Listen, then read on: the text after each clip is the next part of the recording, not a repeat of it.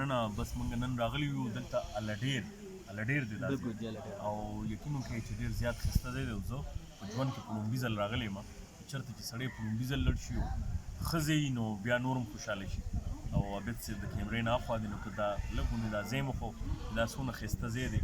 او یقین وکړئ چې په داسې حالاتو کې چې کله ژوند ټول داسې اړی ګړی دی او حالات داسې دي چې ښکلي نه دي، نو په داسې حالاتو کې چې کله خپل ملګرو سره سړی کښېني او داسې ښه ځایونو ته لړ شي نو ذهني سکون هم د دغه کمی دی نن سبا په ژوند کې. او هغه میلو شي نو د ژوند څه خوندونه رابرسېره شي هغې کې لږه مزه.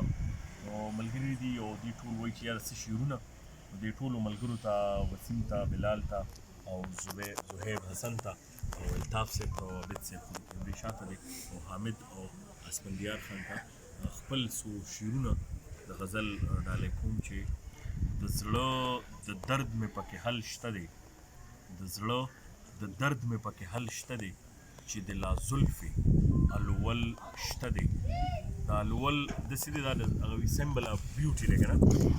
او ستا د ښایست کیسه به وکړي پکې لا خو سندره شته غزل شته دی، لا خو د تاو د بڼو هاغسې دی لا پکې هاغسې وجل شته دی. دا پښتانه د لر او بر وروڼه دي چې پېښور شته نو کابل شته دی. او د ژوند نه ټولې جذبې روکې شولې غم کې انسان دی نه جړل شته دی.